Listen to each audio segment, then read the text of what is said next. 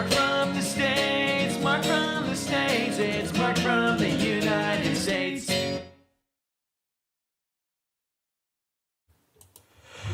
Good morning, good afternoon, good evening, Mark from the States. How are we doing today? I am doing fantastic. It is Friday. I hope you're fantastic as well.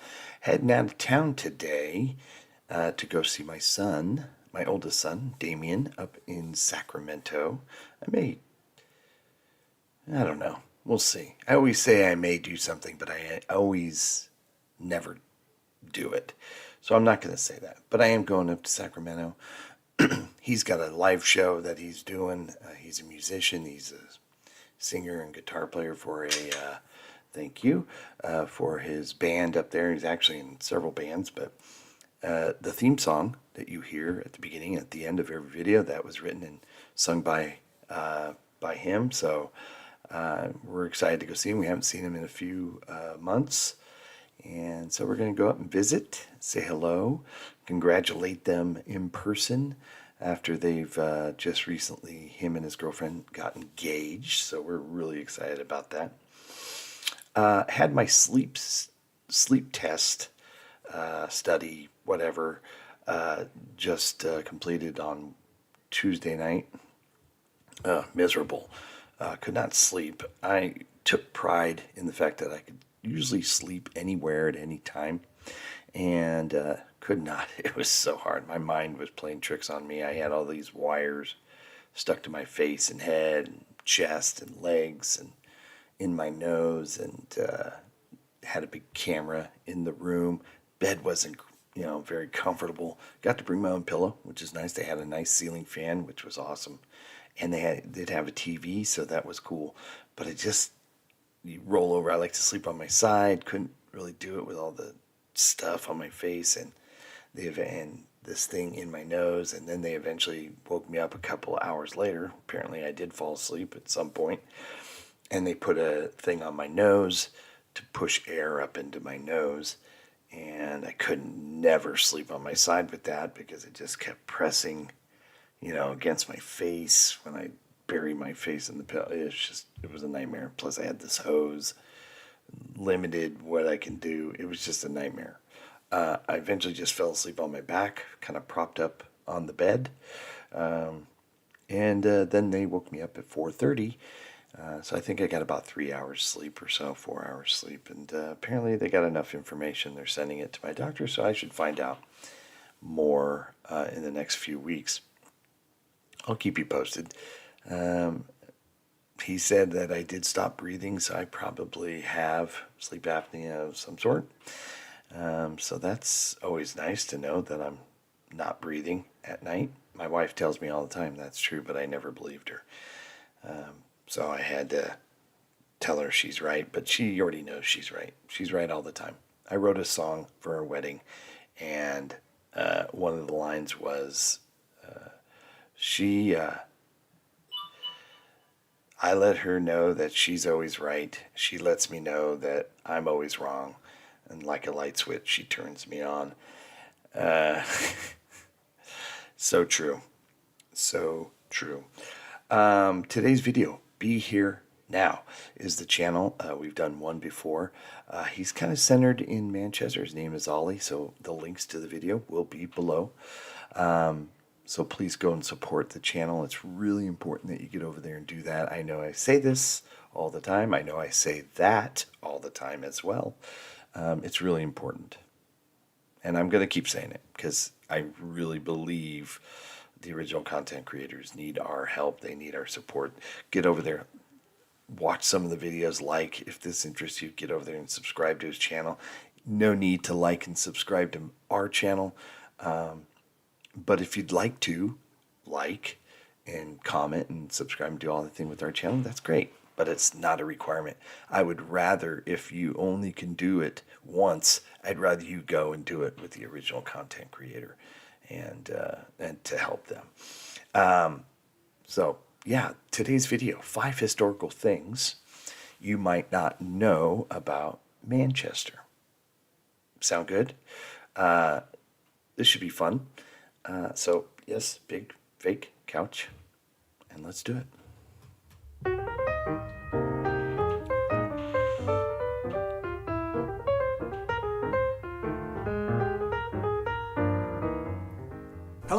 welcome to Manchester, the home of the world's oldest passenger railway, the place where they very first split the atom, the cradle of the Industrial Revolution, and the birthplace of the world's first computer. Those are not the 5 that we're going to learn today. Those are 5 that I didn't even know. Split the atom, first computer, oldest railway. Seriously? Wow. Well, make it 8 things that I did not know.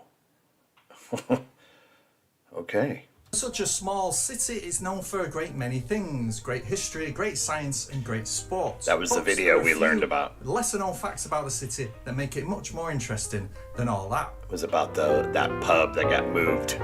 Ice cream cones were invented here. Yes, that's right. We're going to start off with the important stuff right here. The important stuff. The epicentre of Manchester's Industrial Revolution.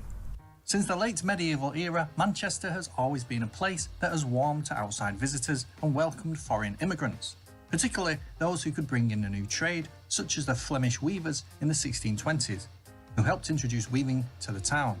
You know, the trade that eventually put Manchester on the map. By the late 19th century, here amidst the dark satanic mills and grim streets of this part of the city, a growing number of migrants came to settle, attracted to Manchester by the economic opportunities. And they came from all over the world, bringing with them a determination to work hard and provide for their families, but also an eagerness to contribute both their expertise and culture. A large proportion arrived from Italy, and one of the trades they pioneered here was in ice cream. Back then, ice cream was served in glass bowls, with customers sometimes licking them clean to the last drop. Not surprisingly, this wasn't the most sanitary thing, and authorities became increasingly alarmed at reports many vendors weren't even washing them after use. Oh no. And so a local vendor, Antonio Valvona, invented a biscuit twist cone, a simple and edible way of holding ice cream which didn't need reusing. Consequently, Valvona is often credited with saving the trade in the city, but also changing the way we eat ice cream all over the world.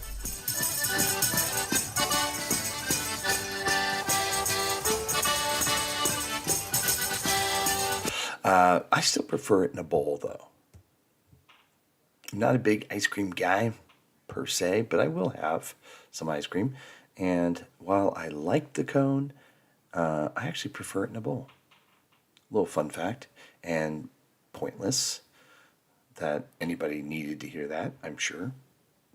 Now that your lives have been improved with that knowledge. But yeah, I mean, great idea. The fact that nobody's washing the bowls, that would suck. But great idea by this guy. Hopefully it made him a wealthy man.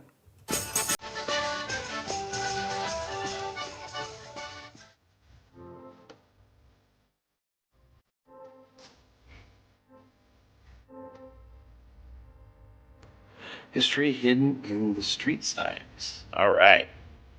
Now, just a stone's throw away in Manchester's northern quarter, an area well known for its alternative, often hidden, secret, off-the-wall artistic beauty, eagle-eyed visitors to the city might have noticed that some of the street signs are a bit unusual and unique looking. Blue with white writing one way, white with blue writing the other way. Actually, you might even notice that they're orientated accordingly. Northwest to southeast running streets being mostly blue, and northeast to southwest running streets being mostly white.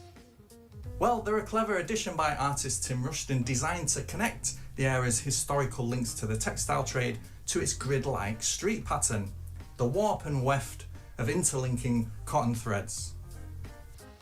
As we've seen, Manchester became a textile manufacturing giant in the 18th and 19th centuries, with the new burgeoning capitalism sweeping thousands of people from the land and into the life of mills and factories, ports, warehouses, and railway yards. It made Manchester famous, fairly wealthy, and attractive for business and inventors. That's cool looking right there. But it also made the city a petri dish for the new industrial society. And while many of those we credit these days with bringing about this technological change were wealthy men who accumulated vast amounts of money, it's easy to forget that such change was only brought about through the hard work of hundreds of thousands of poor working class people who toiled night and day without many rights and very little pay. see, there's a common theme here. We just did the video on the Titanic and the lost crew. A lot of them, poor, needing to work, so they're taking on these positions on the ship, and the firemen and the people who work down in the engine room, boiler room, and whatnot, come from these types of places. They're poor, they're barely scraping together, and even throughout history, right? It's not just common with this point in time, but it's still in a way today, although protections and living wage and all that stuff have improved.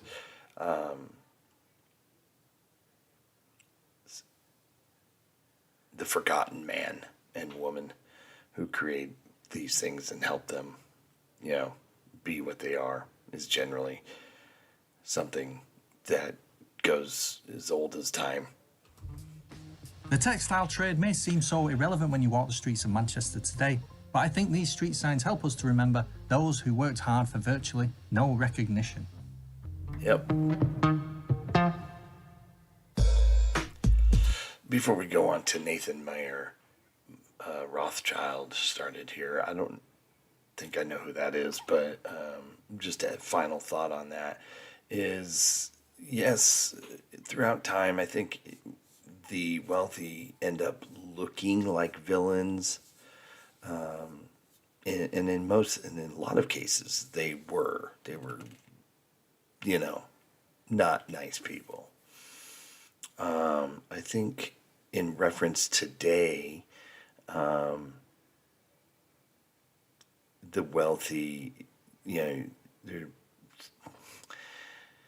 I wouldn't say they're thought of as evil. I don't know. You'll have to let me know how it is where you're at, how you look at. I know politically it gets into the weeds sometimes, taxing the rich, and they can afford to pay it, and they don't pay their workers enough, and that's even going on today. And so you'll have to let me know what the thought is where you're at. As you know, here in the States, you have a lot of politicians saying, we're going to tax the rich. They need to pay more, even though they're the wealthiest is the 1%, right? But also the 1% pays like 90 some odd % of the taxes. So there's like, how much is too much? What is not enough?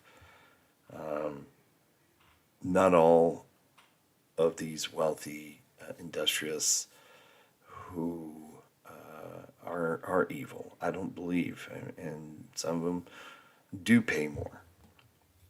Some of them pay their employees really well. Some just do the minimum wage, which has been raised, by the way. I don't know if you know that, but it has been raised in many places. But there's also the view of, well, these people are putting their money on the line. They're the ones who create the jobs, who put their money up as a risk if they're starting a company, that sort of thing. So it's interesting. There's always two sides to it, and it's easy just to say, tax them, tax them, tax them. They have all the money. But it's a little, it's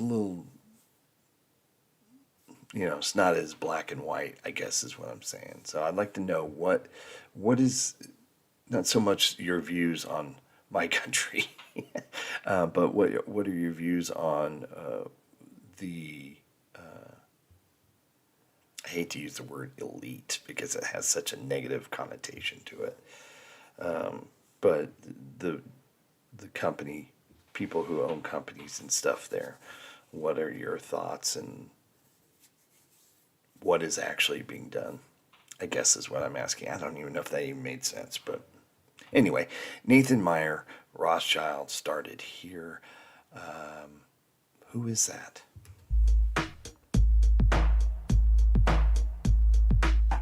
Okay, Okay, so let's step it up a notch now, shall we? The name Rothschild is famous the world over for being a prestigious banking and trading family name. A powerful empire in business and investment for the last couple of centuries. But did you know that the man who transformed it into a global powerhouse, synonymous with political decision-making and elitism, in fact, he was the richest man in the world by the end of it, started his career off here in Manchester. Nathan Mayer Rothschild already came from a wealthy banking family in Germany, and he and his four brothers sought to start a dynasty wherever showed promise. Nathan therefore arrived in Manchester like any other economic migrants, attracted by the booming textile trade and the investments on offer.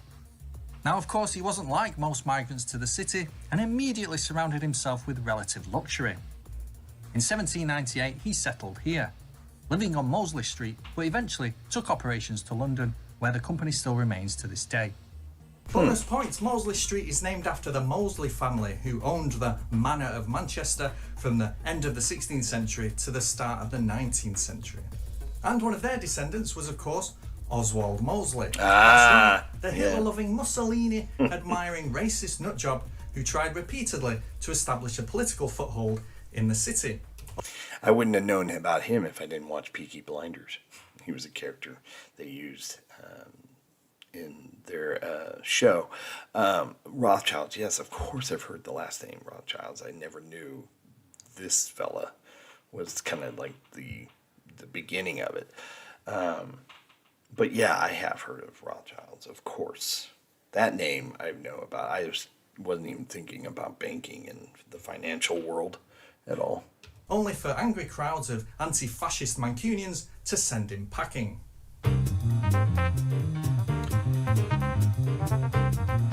Organized vegetarian. Now, it's a bit of a common misconception, one repeated again and again by supposedly credible media sources, that vegetarianism was born in Manchester.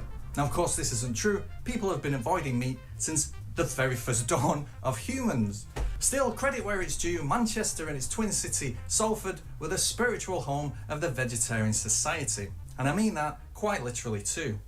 One of the key people involved in its development was the Reverend William Cowherd, from the Bible Christian Church in Salford, who encouraged his followers to drop flesh from their diets as a method of temperance, and a possible way to make them healthier. One of his followers was Joseph Brotherton, who would later become Salford's first MP, and whose wife published the first ever vegetarian cookery book. Now, after various meetings between the leading advocates of the day, the Vegetarian Society was established in 1847 down in Kent, but set up its operations in Manchester, here in Altrincham, where it still operates even today. Today, vegetarianism is so mainstream that virtually every menu in the Western world offers at least one flesh-free option. Every year, more and more people choose to cut down on their meat consumption or cut it out altogether, with the biggest rise in the over 50s, due to health concerns. And another bonus fact, Manchester is rapidly becoming a powerhouse in vegan dining too, with a number of fantastic businesses being set up in and around the city, making Manchester one of Europe's top destinations for anybody who can't stomach animal exploitation.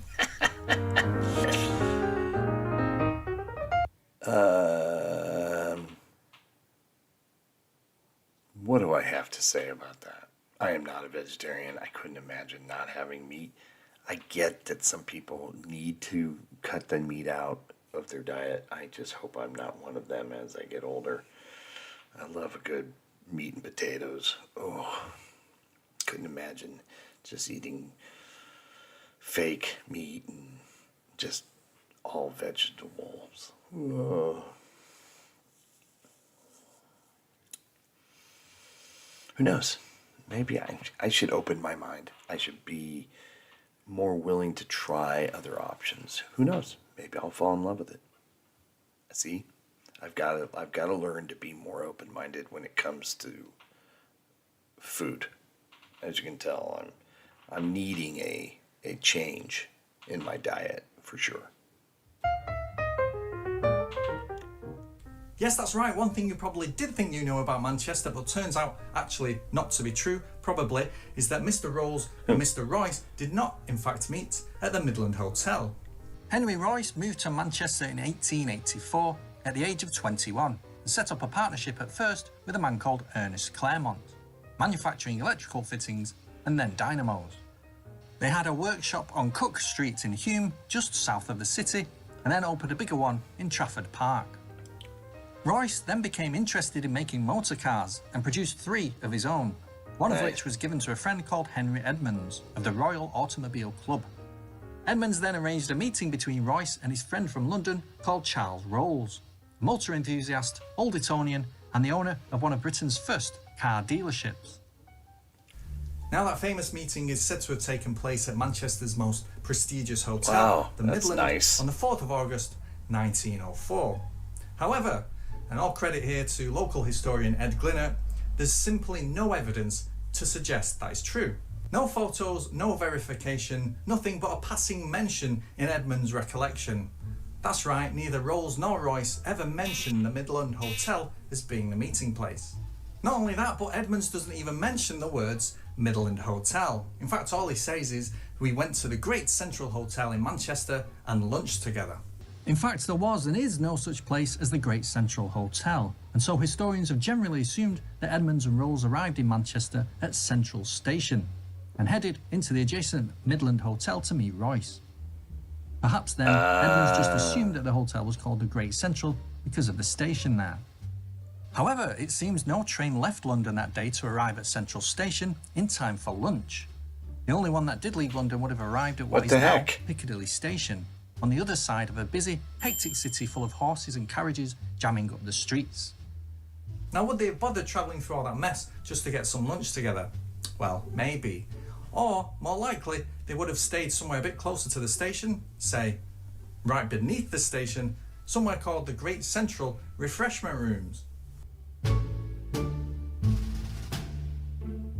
And like I said, all credit to local historian and writer Mr. Glynner there for the research. And there you go, 5 little historical things about Manchester which you might not have known about. Anyway, thanks so much for watching. I'm enjoying making these videos. Thanks so much for liking, subscribing, etc, etc, or just watching, even if you don't like, even if you dislike it, that's still good. It's all good, man. Yes, thanks so much. Take care of yourself, and I'll see you next time. Bye. I love Ollie. Please go and support his channel. Be Here Now. Links below me, of course. That'll take you right there. Save your likes and subscriptions or subs and or whatever comments. Do it with his channel. You can certainly do more than one though, obviously. But get over there, support him. Interesting. Yes. I'm still fascinated by the fact that the Adam, the historical things about Manchester, the Adam, the oldest railway, right? And then what was the other one? So terrible at this sort of thing. First computer. Those are pretty fascinating, but these are the lesser known things. The ice cream cone, the start of vegetarianism there. It's just wild. Of course, the last one here, Rolls and Royce. Yeah, the other one, is such a great name, Rolls Royce. Just rolls off the tongue. See what I did there? Couldn't imagine it being anything else. Johnson and Royce. You know, Smith and Royce just won't work. Probably wouldn't be successful either. But the fact that Rolls Royce just perfect. Interesting. I love little stories about historical meetings and how these great companies got together and the two names. There's a fascinating one with Harley Davidson motorcycles. It's similar. And yeah, really cool. Really cool. I hope you enjoyed that. Hope everybody's happy, healthy, and safe. Thanks so much for coming and hanging out with me today. I hope you have a great weekend. I may see you, I may not. If not, I'll probably be back on Monday. Have a wonderful day and weekend. Take care, everybody. All right. Bye-bye. Mark from the States, Mark from the States, it's Mark